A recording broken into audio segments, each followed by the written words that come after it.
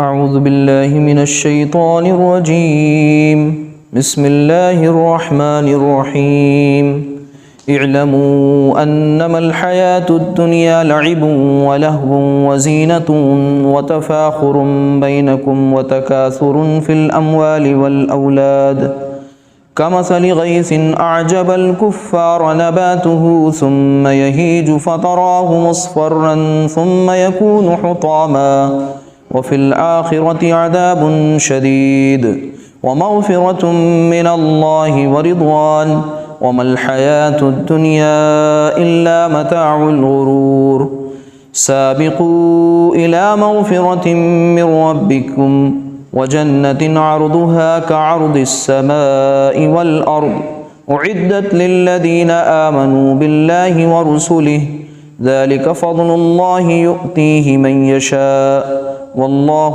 ذو الفضل العظيم رب اشرح لي صدري ويسر لي أمري واحلل عقدة من لساني يفقهوا قولي ربنا لا تؤاخذنا إن نسينا أو أخطأنا آمين یا رب العالمین۔ عزیزان گرامی، یہ سورۃ الحدید ہے جس کی 2 آیات میں نے آپ کے سامنے پڑھی ہیں، آیت نمبر 20 اور آیت نمبر 21۔ سورۃ الحدید بہت انقلابی سورت ہے، اور حدید کے معنی لوہا کے ہوتے ہیں۔ ابھی جو زیر مطالعہ آیات ہیں دونوں، اس میں ظاہر سی بات ہے ہم لوگوں کا جو موضوع چل رہا ہے عاجلہ یا قیامہ، آخرت، اور اس کا جو جوڑا دنیا ہے، اس کی حقیقت اس میں بیان کی گئی ہے۔ دنیا کی بے ثباتی، دنیا کے تعلق سے کیا کچھ دنیا کا اسٹیٹس ہونا چاہیے اور ہے، وہ بتایا گیا ہے کہ ہم مومنوں کی نگاہ میں دنیا کی اہمیت کیا ہونی چاہیے، اور جو ایمان والے نہیں ہوتے وہ دنیا کو کیا کچھ سمجھ رہے ہوتے ہیں۔ تو یہ 2 آیات ہیں، تھوڑا طویل آیات ہیں، پھر سے ایک بار ان کا ہم سلیس یعنی پڑھیں گے، ٹکڑا آیت کا اور ترجمے کے ساتھ۔ اعلموا انما الحیات الدنیا لعب ولہو وزینۃ وتفاخر بینکم وتکاثر فی الاموال والاولاد، یعنی اللہ سبحانہ وتعالیٰ کا فرمان ہے، خوب جان رکھو کہ دنیا کی زندگی صرف کھیل تماشا، زینت اور آپس میں فخر و غرور اور مال و دولت میں ایک کا دوسرے سے اپنے آپ کو زیادہ بتلانا ہے۔ کمثل غیث اعجب الکفار نباتہ ثم یہیج فتراہ مصفرا ثم یکون حطاما، جیسے بارش اور اس کی پیداوار کسانوں کو اچھی معلوم ہوتی ہے، پھر جب وہ خشک ہو جاتی ہے تو زرد رنگ میں اس کو تم دیکھتے ہو، پھر وہ بالکل چورا چورا ہو جاتی ہے۔ ایک مثال بیچ میں بیان کی گئی ہے، تمثیل بیان کی گئی ہے۔ اس کے بعد وفی الآخرۃ عذاب شدید، اور آگے فرمایا کہ اور آخرت میں سخت عذاب، ومغفرۃ من اللہ ورضوان، اور اللہ کی مغفرت اور رضامندی ہے۔ وما الحیات الدنیا الا متاع الغرور، اور دنیا کی زندگی بجز دھوکے کے سامان کے اور کچھ بھی تو نہیں۔ اب یہ ایک بات آئی کہ دنیا کے بارے میں اللہ تعالیٰ نے کہا خوب جان لو، یہ دنیا میں چل رہا ہے، اور لوگ ایسا کچھ اس کے بارے میں اپنا خیال رکھتے ہیں۔ پھر آگے اس دنیا کی بے ثباتی بیان کر دی، اس دنیا کا جو دنیا ٹیمپریری نیچر ہے وہ بیان کر دیا ایک مثال کے ذریعے، بہت خوبصورت مثال ہے، کھیتی کی مثال دی ہے۔ اور پھر اس کے بعد 2 آپشن دے دیے۔ وہ 2 آپشن کیا ہیں کہ بھئی جب اس دنیا کے بعد کوچ کر کے جاؤ گے، ہمیشہ ہمیش کی زندگی میں داخلہ ہوگا، تو وہاں 2 چیزیں ہیں، ایک تو شدید عذاب، یا پھر اللہ کی مغفرت اور اس کی رضامندی۔ پھر اس کے بعد پھر ایک بار دنیا کے تعلق سے یہ بتا دیا کہ یہ دھوکے کے سامان کے سوا تو کچھ بھی نہیں ہے۔ یہ آیت نمبر 20 ہے۔ اس کے بعد آیت نمبر 21 میں اب ہم کریں کیا، وہ بیان کر دیا۔ تو دونوں آیات گویا کہ ایک دوسرے کا جوڑا، اور پہلی آیت میں جو کچھ پرابلمز بیان کی اس کا سلوشن بھی دے دیا اگلی آیت میں، آیت نمبر 21 میں، کہ سابقوا الی مغفرۃ من ربکم، کہ آؤ دوڑو اپنے رب کی مغفرت کی طرف، وجنۃ عرضها کعرض السماء والارض، اور جنت کی طرف، اور اس جنت کی طرف جس کی وسعت آسمان و زمین کی وسعت کے برابر ہے۔ ذالک اعدت للذین آمنوا باللہ ورسلہ، یہ ان کے لیے بنائی گئی ہے جو اللہ پر اور اس کے رسولوں پر ایمان رکھتے ہیں۔ ذالک فضل اللہ یؤتیہ من یشاء، یہ اللہ کا فضل ہے جسے چاہے دے۔ واللہ ذو الفضل العظیم، اور اللہ بڑے فضل والا ہے۔ تو جیسے ہمارے سامنے قرآن کا جب کوئی ٹیکسٹ آتا ہے تو ہمیں چاہیے کہ ہم اس کو مائکرو لیول پہ سمجھنے کی کوشش کریں۔ کسی بھی چیز کو سمجھنے کے دو طریقے ہیں، ایک میکرو لیول پر بڑے کینوس پر ہمیں کیا دکھ رہا ہے، اور ایک اس آیت کے ٹکڑے ٹکڑے کر کے اس کو حصے حصے میں کر کے اس میں سمجھیں کہ اللہ سبحانہ وتعالیٰ اس آیت کے اس ٹکڑے میں کیا کہا، پھر اگلے ٹکڑے میں کیا کہا، پھر اس کے اگلے ٹکڑے میں کیا کہا۔ اگر یہ دو آیات ہیں، ان کا آپس میں باہمی ربط کیا ہے، اگر یہاں مسائل بیان کیے گئے ہیں تو پھر مسائل کا حل کیا ہے، پھر ہمیں کرنا کیا ہے۔ ایک مومن کی حیثیت سے جو ایمان رکھتا ہے کتاب اللہ پر، تو وہ کتاب اللہ کو جب پڑھے، بغور اس کا مطالعہ کرے اور اس کے سامنے ایک ہمبل اسٹوڈنٹ بن کے اپنے آپ کو پیش کرے، تو ظاہر سی بات ہے یہ ہو نہیں سکتا کہ ہمیں کچھ ملے نہ اور ہم یوں ہی پڑھ کر کے اڑ جائیں۔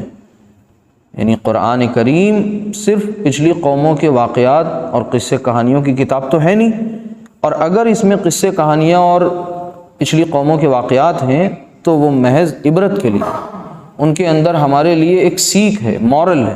تو مورل آف دا اسٹوری اگر ہم نہیں پکڑ پائے کہ اس سے ہمیں سیکھ کیا ملی، تو پھر ہمارے پڑھنے اور نہ پڑھنے کا کیا مطلب ہوا۔ تو ہم سب ان دونوں آیات کو اسی انداز سے اس کا انشاءاللہ مطالعہ کریں گے۔ دیکھیے، سب سے پہلے یہاں پر اللہ سبحانہ وتعالیٰ نے جو انداز اختیار کیا ہے، جیسے لفظ استعمال کیا اعلموا، یعنی خوب جان لو، خوب جان رکھو کہ دنیا کی جو زندگی ہے اس کو تشبیہ دی ہے کھیل اور تماشے سے، لعب اور لہو۔ لعب کہتے ہیں کھیل کو، اور لہو وہ چیزیں جو کسی کام کی نہیں ہوتی ہیں، مطلب نہ اس میں کوئی دنیا کا فائدہ اور نہ کوئی آخرت کا فائدہ۔ جیسے کوئی مداری کا ناچ ہے مثال، اب جن کے پاس بڑا مشن ہوگا وہ اس سے ڈسٹریکٹ نہیں ہوں گے، وہ راہ چلتے جب جا رہے ہوں گے راہگیر کے طور پر، تو ان کو اپنی منزل دکھائی دے رہی ہوگی۔ یہ راستے میں جو یہ ڈسٹریکشنز ہیں چھوٹے چھوٹے، اگر ہم وہاں پر کھڑے ہو گئے اور مجمع میں اور بھیڑ میں تماشے میں ہم بھی شامل ہو گئے، تو صاحب جس وقت پہنچنا ہوگا ہم وہاں پہنچ ہی نہیں پائیں گے۔ جس میٹنگ میں ہمیں بہت ذمہ داری والا رول پلے کرنا تھا، ہم اسی میٹنگ میں ہی نہیں پہنچ پائے ٹائم سے، تو کیا ہوا؟ ہم ایک ایسے غیر ضروری کام میں خود کو ملوث کر لے گئے، پھنسا دیا ہم نے خود کو، اپنے آپ کو، جہاں سے پھر ہم دائیں بائیں نکل گئے، مقصد سے اپنے پھر گئے اور ڈیویٹ ہو گئے۔ کیا یہی کچھ اس دنیا میں آنے کے بعد نہیں ہے کہ دنیا میں آنے کے بعد اصل منزل تو آخرت تھی، اور انسان دنیا میں کھو کر کے رہ گیا۔ جو جب دنیا میں کھویا اور اس کھیل تماشے کو اس نے حقیقت مان لیا، تو پھر کیا ہوا؟ اس کی آخرت کی جو منزل تھی وہ دور ہو گئی، اس سے وہ مشکل ہو گئی۔ جو مشکل نہیں تھی، جو ممکن تھی، وہ اس کے لیے ناممکن بن کے چلی گئی اگلے فیز میں۔ تو یہاں پر کیا بات آگے کہی جا رہی ہے؟ وزینتن۔ اب یہ کھیل اور تماشا میں آدمی پھنس کیوں جاتا ہے؟ آگے پڑھیے سمجھیے کہ وزینتن و تفاخرن، اب تجوید کے قاعدہ ہم اپلائی نہیں کر رہے ہیں، یہ مت سمجھیے گا ہم غلط پڑھ رہے ہیں، وہ ہم گرامر کے اعتبار سے وزینتن، اور وہ زینت ہے۔ زینت کیا ہوتی ہے؟ بیوٹیفیکیشن، آرائش و زیبائش، جو انسان کو بہتر لگتی ہے، ہر ایک چیز کی زینت ہوتی ہے کوئی نہ کوئی، بناؤ سنگار، اور انسان کو بہت پسند ہے یہ۔ اس میں ایک عجیب سی مقناطیسی کیفیت ہے، اپنے آپ طرف کھینچنے والا معاملہ ہے۔ تو دنیا بھی رنگین ہے، اور دنیا کے اندر اللہ سبحانہ وتعالیٰ نے رنگینیاں جو بنائی ہیں وہ اپنی طرف کھینچتی ہیں، پرکشش ہیں، وہ ان میں اٹریکشن ہے۔ تو وہ زینت، اب اس زینت کی وجہ سے ہم اس کھیل تماشے میں آ کے پھنستے چلے گئے۔ آگے وَتَفَاخُرٌ بَيْنَكُمْ، اور تفاخر، یہ اس سے پہلے بھی بات آ چکی ہے، یعنی فخر کرنا آپس میں ایک دوسرے پر۔ تفاخر ایک دوسرے پر فخر کرنا، ایک دوسرے سے آگے بڑھنے کی کوشش میں لگے رہنا، اپنے آپ کو برتر سمجھنا، سپیریورٹی کمپلیکس میں گرفتار ہو جانا۔ انسان کی یہ دو کمپلیکس بڑے عجیب ہیں، دونوں انتہائیں ہیں۔ ایک انسان خود کو دوسروں سے بہتر سمجھنے لگ جائے، سب سے بہتر سمجھنے لگ جائے، اور ایک انسان اپنے آپ کو بہت کمتر سمجھنے لگ جائے، سب سے کمتر سمجھنے لگ جائے۔ یہ دونوں انتہائیں بہت خراب ہیں۔ ان دونوں انتہاؤں میں انسان کے اندر جو پوٹینشیل ہے، انسان کے اندر کی جو طاقت ہے، صلاحیت ہے، قوت ہے، وہ ضائع ہو جاتی ہے۔ کیسے؟ جب انسان سپیریورٹی کمپلیکس میں یعنی احساس برتری میں ملوث ہوتا ہے تو وہ ایک ایسے گھمنڈ میں، تکبر میں ملوث ہو جاتا ہے جس کے ذریعے اس کی نیکیاں جو ہوتی ہیں وہ ضائع ہو جاتی ہیں۔ اس نے نیکیاں کی ہوتی ہیں، اس نے اچھے کام کیے ہوتے ہیں، لیکن اس کا تکبر، اس کا تفاخر، وہ ان نیکیوں کو کھا جاتا ہے دیمک کی طرح، اور اس کے اندر اگر صلاحیت ہوتی ہے تو وہ صلاحیت بھی ختم ہو جاتی ہے، کیونکہ وہ اپنے آپ میں ہی نہیں ہوتا ہے، وہ اپنے آپ میں ہی نہیں ہوتا ہے، اپنے آپ کو ہی نہیں پہچان پا رہا ہوتا ہے، اپنا صحیح اس نے ایسٹیمیشن نہیں کیا ہوتا ہے، اپنے آپ کا صحیح کیلکولیشن اس کے سامنے نہیں ہوتا ہے، یعنی اس نے اپنے آپ کو پہچانا ہی نہیں ہے ابھی، اور جو اس نے خود کو نہیں پہچانا اس نے خدا کو نہیں پہچانا، کیونکہ خدا کی نشانیوں کا بہت بڑا مرکز ہے ہم خود، یعنی ہماری ذات جو ہے، جو تمام کائنات میں سب سے اللہ سبحانہ وتعالی نے بہتر بنایا ہے، اللہ سبحانہ وتعالی نے سب سے افضل بنایا کائنات میں، اس شاکلے کے اعتبار سے، اس حیولے کے اعتبار سے، اس کے اندر جو چیزیں رکھی اس کے اعتبار سے، اس کے اندر جو فَأَلْهَمَهَا فُجُورَهَا وَتَقْوَاهَا، یہ جو چیزیں رکھی اس کی وجہ سے اللہ سبحانہ وتعالی نے اس کو کیا کر دیا؟ سب سے بہتر، سب سے ممیز، سب سے ممتاز کر دیا ساری مخلوقات میں۔ اب اپنی ان صفات کو وہ پہچاننے سے قاصر ہو جاتا ہے، بھول جاتا ہے، پہچان ہی نہیں پاتا۔ کیوں؟ کیونکہ وہ تفاخر میں مبتلا ہے، تکبر میں مبتلا ہے، تو اس کو اپنا صحیح اندازہ ہی نہیں ہو پاتا کہ ہم کہاں ہیں اور کہاں اسٹینڈ کر رہے ہیں، کتنے پانی میں ہیں۔ آگے وَتَفَاخُرٌ بَيْنَكُمْ وَتَكَاثُرٌ فِي الْأَمْوَالِ وَالْأَوْلَادِ، اور پھر اگلا جو مرض ہوتا ہے تفاخر کے بعد وہ تکاثر ہوتا ہے، یہ بہت خطرناک ہوتا ہے۔ الْهَاكُمُ التَّكَاثُرُ حَتَّى زُرْتُمُ الْمَقَابِرَ، کہ کثرت کی چاہ میں، اب وہ کثرت کس چیز کی کثرت؟ بہتایت کس چیز کی بہتات؟ کس چیز کی بہت فراوانی؟ مال کی، اسباب کی، ریسورسز کی، ویلتھ کی، ان کو ایک تو کمانا، پھر سینت کر اکٹھا کرنا، جمع خوری کرنا، اور پھر اسی میں دن رات اپنے آپ کو کھپا دینا۔ کہاں تک؟ ہم نہیں کہہ رہے ہیں، اللہ تعالیٰ کہہ رہا ہے حتیٰ زرتم المقابر، یہاں تک کہ تم نے اپنی قبروں کی زیارت کر لی۔ قبروں کی زیارت مطلب یعنی تکاثر میں، کثرت کی چاہ میں تم اتنے زیادہ اندر داخل ہوتے چلے گئے کہ ایک وقت ایسا آیا کہ تمہیں خیال بھی نہیں ہوا، اور تم دھیرے دھیرے دھیرے دھیرے دھیرے اپنے انجام تک پہنچ گئے، اور تمہارا دنیا سے منتقلی کا وقت آ گیا۔ لیکن انسان اس دور میں مہلت ہی تلاش کرتا رہ گیا، وہ سوچتا رہ گیا صاحب یہ چیزیں ذرا ابھی سائیڈ ہو جائیں، یہ تھوڑا سا ری ارینج کر لیں، انہیں ری آرڈر کر لیں، ان کو پھر سے ذرا ایک بار دیکھ لیں، نظر ثانی کر لیں۔ کچھ چیزیں ہم کم کرنے والے ہیں، بہت اپنے آپ کو ہم نے بزی کر لیا ہے، لیکن اب زیادہ نہیں، پہلی فرصت میں انشاءاللہ یہ سارے کام ہوں گے جو بہت پینڈنگ ہیں۔ مگر وہ مہلت یہی کہتے کہتے کہتے کہتے، کیونکہ ہم نے اپنے آپ کو ایسے ہی خود گرفتار کیا ہوا ان چیزوں میں، یعنی کہنے کا مطلب ہے مال اور دولت، اس کی کثرت، ایک ہوتا ہے ضرورت، اور ضرورت کے بعد، نیسیسٹی کے بعد انسان کے اندر جو اگلا مرحلہ ہوتا ہے وہ اس کی خواہشیں ہیں۔ ایک ضرورت جب پوری ہوتی ہے تو دوسری ضرورت جنم لے لیتی ہے، اور یہ ضرورتیں ایک لیول تک تو ضرورت ہوتی ہیں، اس کے بعد یہ خواہش میں تبدیل ہو جاتی ہیں، اور خواہش کا جو سلسلہ ہے خواہشات کا، وہ ایک لامتناہی سلسلہ ہے، ختم نہ ہونے والا۔ اس کو کسی اکنامسٹ نے کہا ہے ہیومن وانٹس آر انلیمیٹڈ، انسان کی جو خواہشات ہیں وہ لا تعداد ہیں، خواہشیں ایسی کہ ہر خواہش پر دم نکلے، ٹھیک ہے؟ تو ہر خواہش پر انسان جو ہے وہ کیا ہوتا جا رہا ہے؟ اپنے آپ کو خود اپنے انجام کے قریب کرتا چلا جا رہا ہے، اسے سوچ بھی نہیں پاتا کہ وہ آخر کہاں۔ وہ کہتا ہے بھئی یہ تو ہماری ضرورتیں ہیں، یہ تو ہماری بہت بیسک نیسیسٹیز ہیں، روزمرہ کے معاملات ہیں، ان کو ہم کیسے سائڈ کر دیں؟ اصل میں وہ روزمرہ کی نہیں ہوتی، وہ اپنے نفس کو سمجھا لیتا ہے، اپنے ضمیر کو، بلکہ وہ ہوتا کیا ہے؟ وہ کثرت کی چاہت ہوتی ہے، اور کثرت کی چاہت اور یہ تفاخر کہ ایک صاحب جو اللہ تعالیٰ نے ان کو سب کچھ نواز دیا، ساری چیزیں ان کے پاس ہیں، وسائل ہیں، اسباب ہیں، لیکن اب ان کا اگلا پتہ ہے ٹارگٹ کیا ہوتا ہے؟ اپنی کمیونٹی میں سب سے اوپر ہونا، ایک ٹائم ہوتا ہے کہ ایک بزنس مین صرف اپنے پروفٹ سے مطلب رکھتا ہے کہ ہمیں کتنا نفع ہوا. پھر ایک وقت ایسا بھی آتا ہے کہ وہی بزنس مین ٹرن اوور کی بات کرتا ہے. اب یہ ٹرن اوور ذرا بڑے لیول کی بات ہے. پھر وہ پروفٹ اس کے لیے چھوٹی بات ہو جاتی ہے. پروفٹ مارجن کا کوئی مسئلہ ہی نہیں ہوتا, اس کو خطرہ ہی نہیں ہوتا کہ نقصان بھی کچھ ہونے والا ہے. وہ تو سوچتا ہے اب ہمارا ٹرن اوور اتنا ہوا, اب اگلے سال ہمیں اپنے لیے ٹارگٹ سیٹ کر لیتا ہے اور پھر اس میں اپنے آپ کو ستی کیے رہتا ہے, اور یہاں تک کہ یہ تکاثر اسے اس کی قبر تک پہنچا دیتا ہے. تو مال اور اولاد کی کثرت, اب اس دور میں اولاد کی کثرت پہ تو خیر اتنا کوئی نہیں نازاں ہے, لیکن آج بھی چاہے ایک اولاد ہی کیوں نہ ہو, اولاد پر فخر تو ہوتا ہی ہے. پہلی کثرت اولاد پر فخر ہوتا تھا, آج وجود اولاد پر فخر ہے. بھئی اولاد ہے تو فخر کرتا ہے انسان, لاولد ہے تو اندر ہی اندر جو ہے گھٹ گھٹ کے مر رہا ہوتا ہے.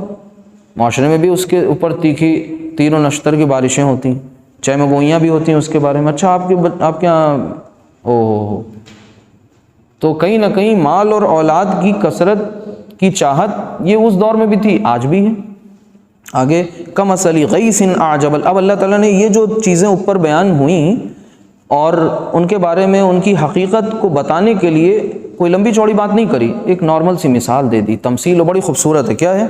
کمثل, اس کی مثال ایسی ہے, غیث اعجب الکفار نباتہ ثم یہیج فتراہ مصفرا ثم یکون حطاما, یعنی جیسے بارش اور اس کی پیداوار کسانوں کو کیا کرتی ہے, اچھی معلوم ہوتی ہے. جب بارش ہوتی ہے تو کسان کے لیے سب سے پر امید کوئی کام ہوتا ہے تو یہی بارش ہوتی ہے.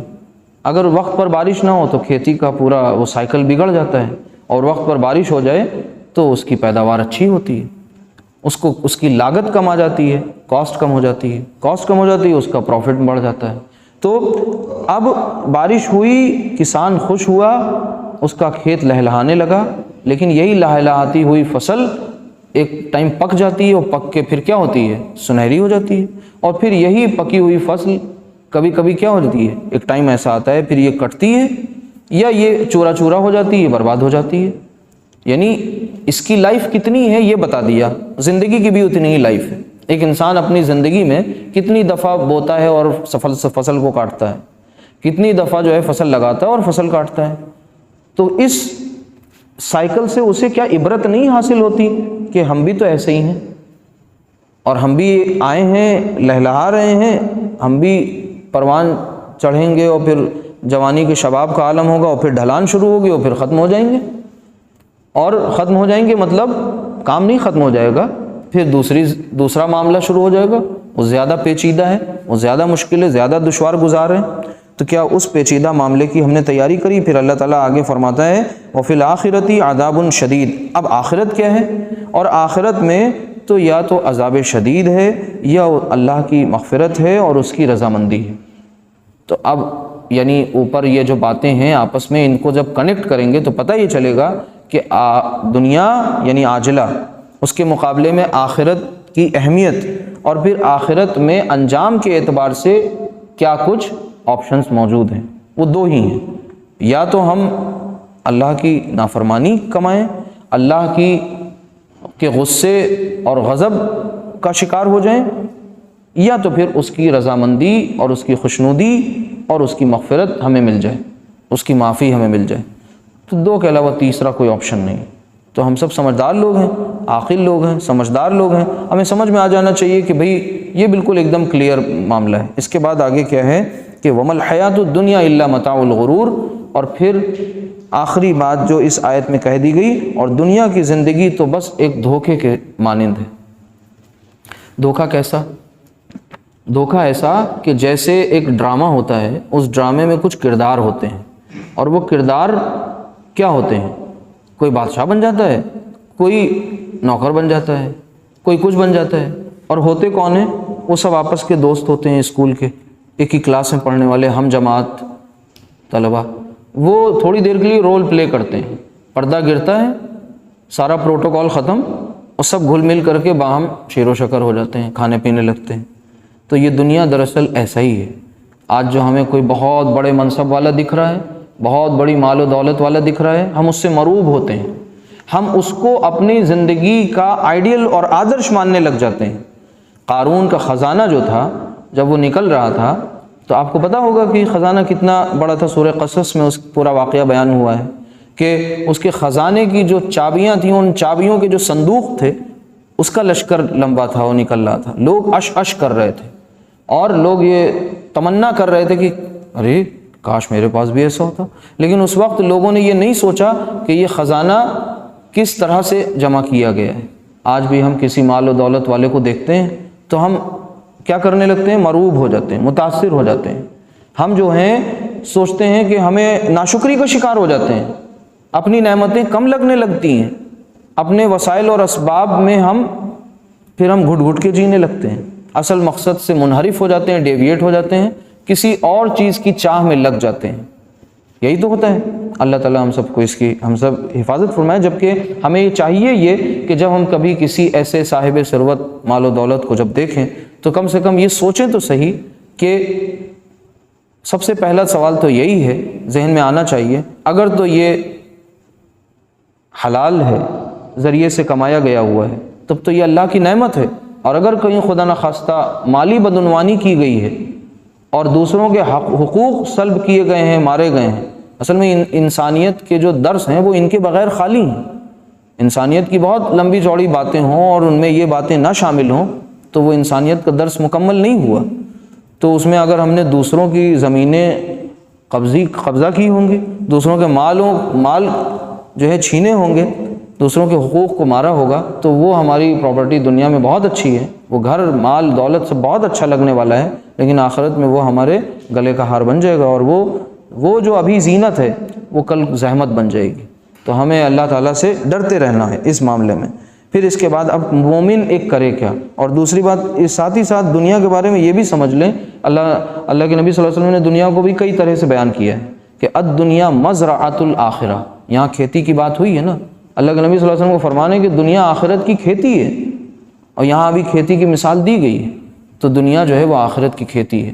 جو یہاں گندم بوئے گا آخرت میں اسے نیم نہیں ملے گی، اور جو یہاں نیم بوئے گا وہ سوچے گا ہم وہاں آم ہمیں مل جائے، ایسا ممکن نہیں ہے.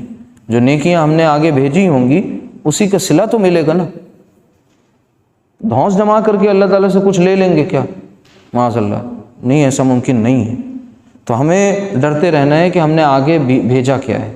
سابقوا الی مغفرۃ من ربکم. اب مومن کیا کرے؟ یہ ساری باتیں سننے کے بعد کیا نا امید ہو جائے؟ یہ ساری باتیں سننے کے بعد کیا اپنے آپ کو دنیا سے کاٹ لے اور کسی پہاڑ کی کوہ میں چلا جائے اور پھر وہاں سے نہ نکلے، سماج سے رابطہ کاٹ لے، سوشل بائیکاٹ کر لے اپنا ہی اپنے ہاتھوں، لوگوں سے ملنا چھوڑ دے، جو پیسے والے ہیں ان سے بدظن ہو جائے؟ نہیں، اسی سماج میں، اسی معاشرے میں، انہی لوگوں کے بیچ میں اسے رہنا ہے، لوگوں کے ساتھ اچھے اور عمدہ اخلاق کا مظاہرہ کرنا ہے، لوگوں کے ساتھ اچھا سلوک کرنا ہے، خواہ وہ چھوٹے ہوں یا بڑے ہوں، لیکن سب کے ساتھ اچھے معاملات کرنے ہیں. نہ کسی سے مرعوب متاثر ہونا ہے بہت زیادہ، نہ کسی کو جو ہے گری نگاہوں سے دیکھنا ہے. ایک متوازن راستہ اختیار کرنا ہے. اور پھر کیا کرنا ہے؟ نا امید نہیں ہونا، اللہ تعالیٰ سے اس کی مغفرت طلب کرنی ہے. اگر ہم نے دنیا کو لہو و لعب ابھی تک سمجھا تھا اور اس کھیل تماشے کی اس متاع الغرور میں ہم کھو گئے تھے تو نا امید ہونے کی ضرورت نہیں ہے. اللہ تعالیٰ کہہ رہے ہیں نا کہ ابھی سانسیں چل رہی ہیں تو آؤ اس کی مغفرت کی طرف، دوڑو. ففروا الی اللہ، بھاگو، لپکو اس کی طرف. دوسرے مقام پر یہ الفاظ آتے ہیں ففروا الی اللہ، دوڑو اللہ کی طرف. اسی طرح یہاں آیا سابقوا الی مغفرۃ، سبقت حاصل کرو، دوڑو، ریس لگی ہوئی ہے. کس کی؟ مغفرت مانگنے والوں کی. ہم پہلے پہنچ جائیں، اللہ کے حضور حاضر ہو جائیں، حضوری قلب کے ساتھ اپنے گناہوں پر نادم و شرمندہ ہوں. اس کے لیے کوئی مہورت اچھا تلاش کرنے کی ضرورت نہیں ہے کہ صاحب فلاں دن جمعے کے دن غسل کر کے پھر توبہ کریں گے. جمعے کا دن نصیب ہوگا یا نہیں ہوگا کسی کو نہیں پتہ. آج ابھی اسی وقت سچے دل سے اللہ کے حضور حاضر ہو کر توبہ کر لیں، استغفار کر لیں. وہ والا استغفار نہیں کہ زبان کی نوک سے ہلا دیا. اصل میں یہ سچی توبہ مشکل اس لیے ہوتی ہے کیونکہ پھر ہمیں اپنی زندگی کا مکڑ جال دکھنے لگتا ہے. جو ہم نے زندگی میں بساتیں بچھائی ہوتی ہیں ان میں ہم اتنا الجھے ہوئے ہوتے ہیں کہ وہ بساتیں جلدی سمیٹ نہیں پاتے ہم، اور اس مکڑ جال کو صحیح نہیں کر پاتے. اللہ تعالیٰ ہمارے لیے یہ آسان کر دے. وہ فرصت نہیں ملے گی، ایسے ہی جانا ہوگا. بیت الخلاء میں بھی ہوں گے تو ملک الموت اتنا بے رحم ہے، بے رحم نہیں کہیے اس کو، وہ اتنا فرما بردار ہے کہ وہ اللہ سبحانہ وتعالیٰ کا حکم کا اتنا پابند ہے کہ وہ ہمیں یہ نہیں کہے گا کہ بھئی چلو کم سے کم برہنہ ہو، بے لباس ہو، ذرا لباس تو صحیح کر لو. تو وہ کہے گا نہیں، جس حال میں ہو ہمیں تو حکم ہوا ہے ابھی لے چلنا ہے اسی حال میں.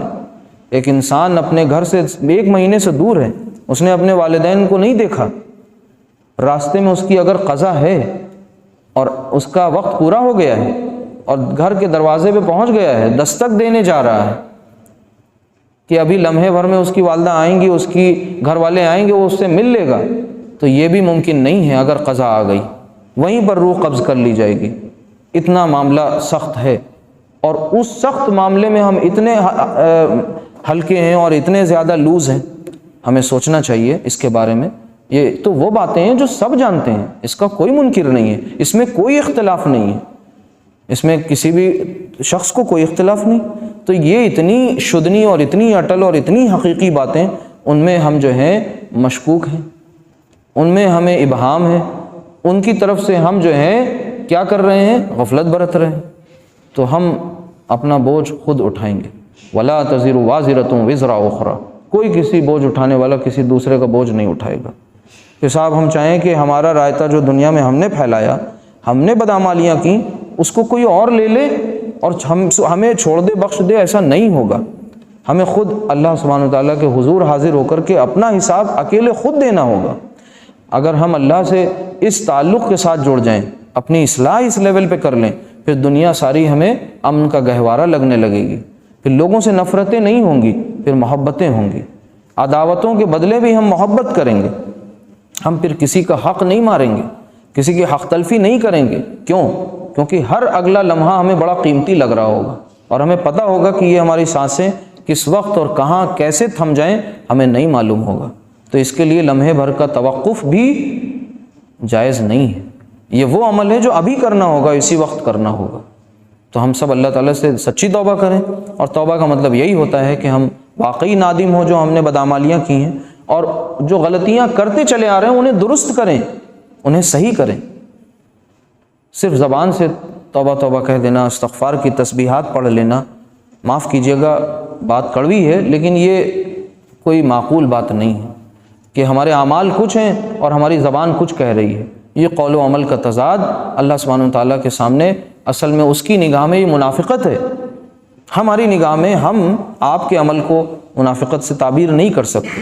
آپ میرے عمل کو منافقت سے تعبیر نہ کریے، لیکن اللہ تو کرے گا نا. تو اصول یہی ہے کہ ہماری زبان کچھ کہہ رہی ہے اور ہم دل کچھ کہہ رہا ہے، ہمارے اعمال کچھ کہہ رہے ہیں، تو اللہ تعالیٰ تو اصول کے مطابق یہی کہے گا کہ بھئی تم نے نفاق کیا. ہاں وہ رحیم ہے، الرحیم ہے، الرحمن ہے، الغفور ہے، الستار ہے، وہ معاف کر دے تو کوئی اس سے پوچھنے والا بھی نہیں ہے. لیکن معافی مانگنے والا بھی تو کوئی ہو، ندامت کے آنسو بہانے والا بھی تو کوئی ہو. تو اس میں ہے کہ ہم اللہ سے مغفرت مانگیں. اب اس کے بعد یہ بتایا وَجَنَّةٍ عَرْضُهَا كَعَرْضِ السَّمَاءِ وَالْأَرْضِ، اور جنت کی طرف جس کی وسعت آسمان اور زمین کی وسعت ہے. اب جنت ایمان بالغیب کے تعلق سے ایک نعمت ہے اللہ کی. جب ہم نے اللہ پر ہم اللہ پہ ایمان لے آئے تو اللہ کی جنت پر بھی ایمان لے آئے، اس کی اسکیم آف کریشن پر بھی ایمان لے آئے. ہر چیز جو اس سے وابستہ و منسلک ہے ہم اس پر ایمان لے آئے. اور ہمیں پتہ ہے کہ اللہ تعالیٰ اپنے نیک بندوں کو ان کے نیکیوں کے بدلے میں، بلکہ نیکیاں کے بدلہ تو کم، ہماری تھوڑی سی جو نیکی کرنے کی چاہت ہوگی شاید صرف اسی بنیاد پہ ہمیں نجات مل جائے، شاید، کیونکہ ہمارے اعمال بھی ایسے نہیں ہیں کہ جو کاؤنٹ کیے جائیں اور بہت اچھے ہو جائیں. اعدت للذین آمنوا باللہ ورسلہ، یہ ان کے لیے بنائی گئی ہے جو اللہ اور اس کے رسولوں پر ایمان رکھتے ہیں. تو ہم بھی کہتے ہیں آمنت باللہ وملائکتہ وکتبہ ورسلہ والیوم الآخر والقدر خیرہ وشرہ من اللہ تعالی والبعث بعد الموت. ہم سب یہ پڑھتے ہیں، کہتے ہیں، جانتے ہیں، لیکن وہی بات ہے، یہ ہمارا دعویٰ ہے. اقرار باللسان، زبان سے اس کی کا اقرار، اور تصدیق بالقلب. اب تصدیق بالقلب کیسے پتہ چلے گی؟ یہ ہمارے اعمال بتائیں گے، تو اعمال ہمارے درست ہوں. اگلی بات ذالک فضل اللہ یؤتیہ من یشاء، اب ظاہر سی بات ہے یہ جنت جو ہے یہ اللہ کا عظیم ترین فضل ہے، اور فرمایا یہ اسے جسے وہ چاہتا ہے اسے یہ فضل عطا کرتا ہے، واللہ ذو الفضل العظیم، اور اللہ بڑے فضل والا ہے۔ تو اللہ کے فضل سے تو ہم اب بھی فائدہ اٹھا رہے ہیں، اسی کے فضل کے زیر سایہ جی رہے ہیں، لیکن وہ فضل جو ابد الآباد کے لیے ہوگا وہ فضل نہیں ملا تو پھر یہ دنیا تو کٹنی ہے، کیسے بھی کٹے گی، لیکن یہ دنیا ہماری آخرت اگر نہیں اس دنیا میں ہم بنا پائے تو پھر کوئی اور امتحان گاہ نہیں ملنے والی ہے۔ الدنیا مزرعۃ الآخرہ، اسی لیے اللہ کے نبی صلی اللہ علیہ وسلم نے فرمایا ہے کن فی الدنیا کأنک غریب او عابر سبیل، کہ دنیا میں ایسے رہو جیسے کہ تم کوئی ایک مسافر ہو۔ کن فی الدنیا کأنک غریب، جیسے کہ تم کوئی اجنبی ہو۔ غریب عربی میں کہتے ہیں اجنبی کو، اسٹرینجر، جسے کوئی پہچانتا نہ ہو، جانتا نہ ہو، یعنی خود کو بہت زیادہ نمایاں کرنے کی کوشش میں نہ لگے رہو۔ اور پھر اس کے بعد او عابر سبیل، یا پھر تم کسی راستے کو عبور کرنے والے ہو، پار کرنے والے ہو۔ اور راستے کو عبور کرنے والا کون ہوتا ہے؟ مسافر ہوتا ہے۔ مسافر کیسے رہتا ہے دنیا میں؟ اس کو اپنی منزل جو ہوتی ہے وہ دکھ رہی ہوتی ہے، اور بیچ میں جو ہالٹ ہوتے ہیں، اسٹیشنز ہوتے ہیں، جو تھوڑے تھوڑے اسٹاپیج ہوتے ہیں، وہ اس میں کتنی بھی رنگینیاں ہوں وہ اسے اپنی طرف اٹریکٹ نہیں کر سکتے۔ کیوں؟ کیونکہ اسے پتہ ہے کہ اگر ہم اس میں گم ہو گئے تو منزل ہم سے دور ہو جائیں گی، اور یہ گاڑی چھٹ جائے گی اور منزل پہ ہم پھر دیر سے پہنچیں گے۔ تو ہماری منزل آخرت ہے، اور یہ دنیا جو ہے یہ ایک سفر ہے، اور ہم مسافر ہیں۔ تو ہم اپنے اس سفر کو کامیاب بنائیں، زاد راہ جتنا کم ہوگا سفر اتنا آسان ہوگا، اور وہ زاد راہ اعمال کا ہوگا تو کام آئے گا۔ انشاءاللہ پھر اگلے نشست میں ملاقات ہوگی۔ سبحانک اللہم و بحمدک، اشہد ان لا الہ الا انت، استغفرک و اتوب الیک۔